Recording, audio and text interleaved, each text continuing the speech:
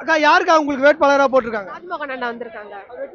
கண்டிப்பாக நாங்க வந்து நன்றி பண்ணுவோம். நாங்க கண்டிப்பா நீங்க எந்த அளவுக்கு அதுக்கோசம் பாடுபடலாம்னு இருக்கீங்க? நாங்க இப்போ வந்து 77ல நான் ஒரு அமைப்பாளரா இருக்கேன், நானு மகளிர் அணியா இருக்கேன் நானு. அவருக்காக நாங்க எல்லாரும் சரி, எல்லாரும் நாங்க மகளிர் அணி எல்லாரும் சரி, வேட்பாளர் கழகத்துல இருக்கவங்க எல்லாரும் சரி, நாங்க வெற்றிப்பட்டு தான் ஆடுவோம். எழும்பூர் தொகுதினா அவர் பரந்தாம இருந்தாரு, அவரு கிடையாது. இந்த வாட்டி இவர் ராஜ்மோகன் தான் கண்டிப்பா நாங்க வர வைப்போம். எங்களுக்கு ஒரு மாற்றம் வேணும்ல, அதெல்லாம் கண்டிப்பா அவர் வர வைப்போம் நாங்க.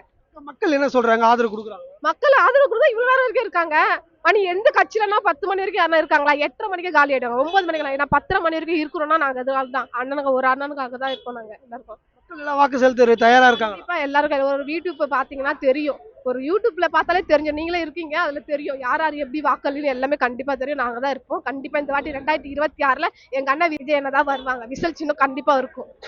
பிரச்சாரம் எல்லாம் தொடங்கிட்டீங்களா? கண்டிப்பா இது ஸ்டார்ட் பண்ண போறோம். இந்த வாரத்துல ஸ்டார்ட் பண்ண அறிவிச்சிட்டாங்களா, வேட்பாளர் அறிவிச்சிட்டாங்க. அடுத்த வாரத்துல கண்டிப்பா எங்களோட இது இருக்கும். ஒரு வீடா ஏறுவோம். கண்டிப்பா நாங்க ஏறுவோம். மகளிர் அணியா ஏறி அண்ணனுக்காக வாக்களிச்சு கேட்டு ஓட்டு கேட்டு சேதரிப்போம். இந்த தொகுதிக்கு தகுதியானவரா இருப்பாரா ராஜ்மோகன்? ராஜ்மோகன் கண்டிப்பா பேச்சுல எவ்வளவு பேச்சு பாத்தீங்களா, இப்ப பாத்தீங்களா பேச்சுல எப்படி இருக்கு? எல்லாருக்கும் சரி சரிசமா எல்லா மகளிர் அணிக்கும் எல்லாருக்கும் இருப்போம். அவர் கண்டிப்பா எங்க வீட்டு அண்ணா மாரி, எங்க வீட்டு அண்ணன் சித்தப்பா மாரி, பெரியப்பா மாரி எல்லாரும் அவர் கண்டிப்பா வருவார். தளபதி சரியான வேட்பாளரை தகுதியான வேட்பாளரை அறிவிச்சிருக்காரா? கண்டிப்பா அவர் தெரிஞ்சனால தான் வேட்பாளர் அறிவிச்சிருக்காங்க. கண்டிப்பா கண்டிப்பா இந்த வாட்டி வருவாரு. பரந்தமங்க பதில் இவர் தான், ராஜ்மோகன் தான் கண்டிப்பா வருவாங்க. கண்டிப்பா. ஆனா யாரு வேட்பாளரை அறிவிச்சிருக்காங்க? எழும்பூர் வந்து பார்த்தீங்கன்னா கிழக்கு மேற்கு ரெண்டு இருக்குது. இதில் வந்து இப்போ வேட்பாளர் வச்சு பார்த்தீங்கன்னா நம்ம எங்கள் வந்து கிடைச்ச வரப்பிரசாதமாக நம்ம வந்து ராஜமோகன் வந்து அறிவிச்சிருக்காங்க. இது வந்து எதுக்குன்னா பார்த்தீங்கன்னா இந்த சென்னையில் வந்து பார்த்தீங்கன்னா வந்து ஃபுல்லாகவே வந்து இந்த எழும்பூர் தொகுதியில் வந்து பார்த்தீங்கன்னா சேகர் பாபு கோட்டைன்றாங்க. அந்த சேகர் பாபு கோட்டையை வந்து நொறுக்கி ஒழிக்கணும்னா எங்கள் அண்ணனை வந்து எங்கள் தளபதி டீமில் வந்து வரப்பிரசாதமாக வந்து ராஜமோகனை வந்து இங்கே அறிவிச்சிருக்காங்க. இதிலே வந்து உங்களுக்கு தெரியும், இப்போ வந்து போட்டி வந்து நம்ம தளபதி சொல்கிற மாதிரி ரெண்டே பேருக்கு தான் போட்டி. ஒன்று டிவிக்கே, இன்னொன்று டிஎம்கே. அவங்க வந்து காசை குத்தடிப்பாங்க. எங்க கிட்ட இருக்கிற கூட்டம் வந்து அன்பால தானா சேர்ற கூட்டம். இந்த கூட்டத்தை பார்த்து அவங்க வந்து பயப்படுறாங்க. அதனால தான் வந்து நாங்கள் வந்து தனியாக நின்று தனிச்சு நிற்போம். அவங்க வந்து எங்களை பார்த்து ஒரு கூட்டமா வந்து 20 கூட்டணி 10 கூட்டணி வராங்க. ஏன்னா காரணம் டிவிக்கேன்ற வந்து ஒரு கட்சி வந்ததுனால அவங்களுக்கு பயம் வந்துச்சு. இந்த வாட்டி வேணா நீங்க பாருங்க, ஓட்டுக்கு வந்து 5000 10,000 எதுவும் ஒன்றா கொடுப்பாங்க. மக்கள் வாங்கிப்பாங்க. அது வந்து மக்களோட பணம் பண்ணும்.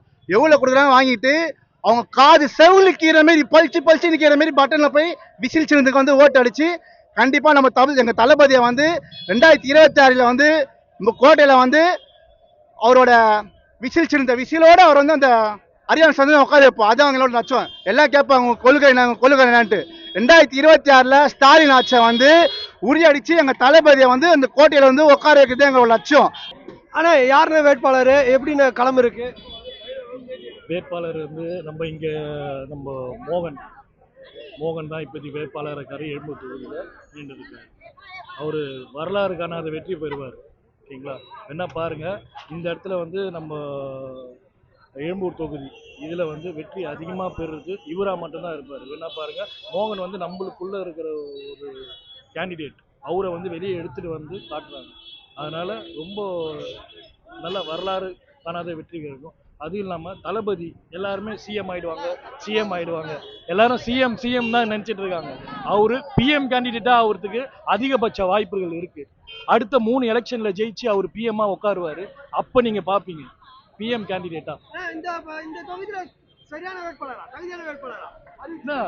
என்னென்ன நினைக்கிறீங்க? இப்ப யாருன்னா தமிழ்நாட்டுல ஸ்டாலினை பத்தி அதிகமா பேசுறாங்களா, தளபதியை பத்தி அதிகமா பேசுறாங்களா?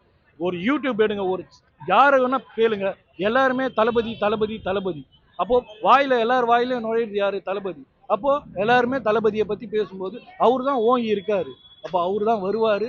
அடுத்த சிஎம் இல்ல, அடுத்த பிஎம்மா வரதுக்கு அதிகபட்ச வாய்ப்புகள் இருக்கு. ஆனா யாருன்னு வேட்பாளர்? ராஜ்மோகன் எப்படி தகுதியான வேட்பாளர் அறிவிச்சிருக்காரா? தகுதியானவர் தானே. உங்களை உங்களை போல என்ன போல சாதாரண மனுஷன். எல்லாரும் மக்களா நல்லா பேசக்கூடியவர், தெளிவா பேசக்கூடிய ஆள். ஆனா இப்ப களம் எப்படின்னு இருக்கு? களம் நான் எங்க பக்கம் தானே களமே. வெற்றி பெற வாய்ப்பு இருக்கா? 100% நாங்கள் வெற்றி பெறுவோம். ஆனா என்ன தொகுதி? எழும்பூர் தொகுதி. ஆனா யாருன்னு தளபதி வேட்பாளரா அறிவிச்சிருக்காரு? நல்ல ஒரு வேட்பாளர், சிறந்த ஒரு வேட்பாளர் அண்ணன் ராஜ்மோகன் அவர்களை தளபதி எங்களுக்கு காமிச்சிருக்காரு. மிக சிறப்பான தகுதியான ஒரு வேட்பாளர். இன்னும் அறிவிக்கல, மன்னிக்கவும், இன்னும் அறிவிக்கல. அது வந்து வெளிப்படையாக வந்து ஒரு தளபதி சொன்னதுக்கப்புறம் அது வந்து ஒரு உறுதியான ஒரு வேட்பாளராக இருப்பார். அது வரைக்கும் எங்களுக்கு வந்து சொல்லுங்க. ரொம்ப சிறப்பாக இருக்கு, எங்களுக்கு தான் சாதகம். கண்டிப்பாங்க, வெற்றி நிச்சயங்க எங்களுக்கு. நாங்கள் தான் 2026 உங்களுக்கு மே மாதம் 4ஆம் தேதி வந்து உங்களுக்கு வந்து அறிவிப்பு கண்டிப்பாக உங்களுக்கு தெரியும். இல்லை, இன்னும் தொடங்கலை. இது வந்து எங்களுக்கு இன்னும் அறிவிப்பு வரல.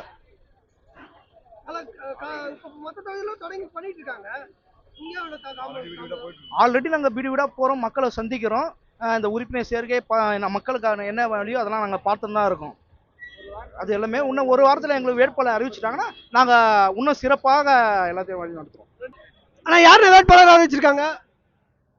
இன்னும் வேட்பாளராக வந்து எழும்பூர் சட்டமன்ற தொகுதியில் எங்கள் கழக தலைவர் தளபதி அவர்கள் வாயால் அவருடைய அறிக்கையில் வேட்பாளரை அறிவிப்பாங்க.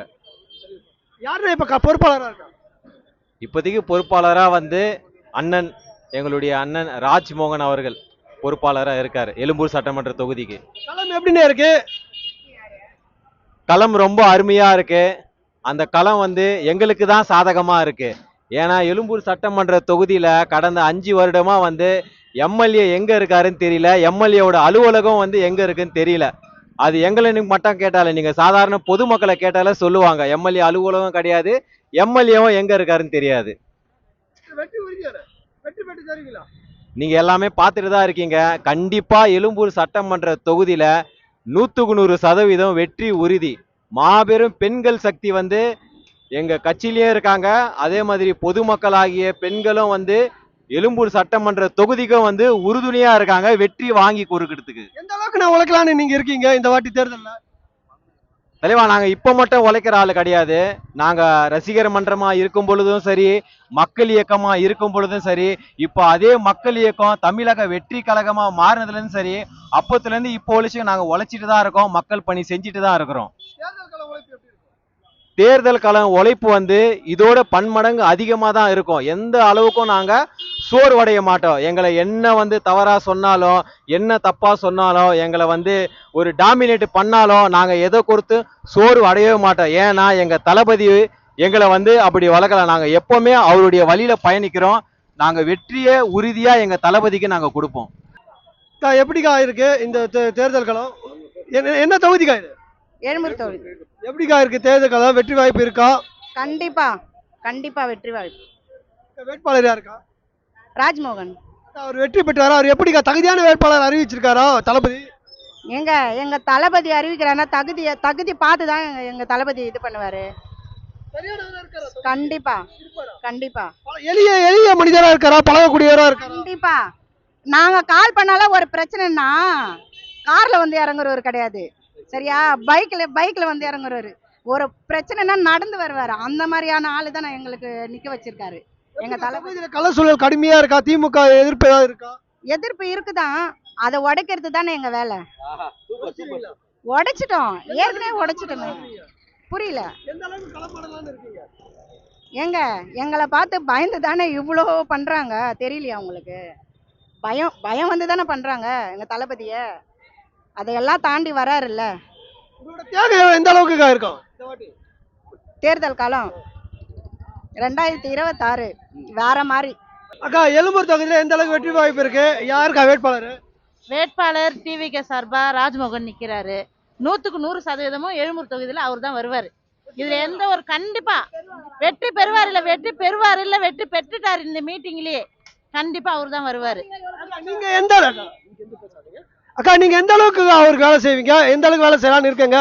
எந்த அளவுக்கு தியாகம் பண்ணலாம்னு இருக்கீங்க? வெற்றிக்குன்னா எங்களால முடிஞ்ச வரைக்குமே நாங்க உழைக்கிறதுக்கு இருக்கிறோம். அவரை வெற்றி பெற வைக்கணும், அதுதான் எங்களுக்கு தேவை. அவர் ஜெயிச்சிட்டாரு. இப்ப இந்த மீட்டிங்ல நாங்க பாத்துட்டோம், அவர் ஜெயிச்சிட்டாரு. என்னென்ன செய்யலான்னு இருக்கிறோமா? எல்லாமே தான் செய்யணும். எந்த ஒரு குறையும் இல்லாம பொதுமக்களுக்கு நல்லது செய்வார்ன்ற நம்பிக்கை எங்களுக்கு இருக்குது. எங்க தளபதி எவ்வழியோ அந்த வழியில அவரும் இருப்பாரு. நாங்க அவருக்கு உழைக்கிறதுக்காக நாங்க இருக்கோம். திட்டம் வச்சிருக்கீங்களா? ஆமா, வீடு வீடா தெருவா நாங்க சொல்லி அவருக்கு வாக்கு சேகரிச்சு நாங்க ஓட்டு ஜெயிக்க வைப்போம். ஜெயிச்சிட்டாரு, ஜெயிக்க வைப்போம்.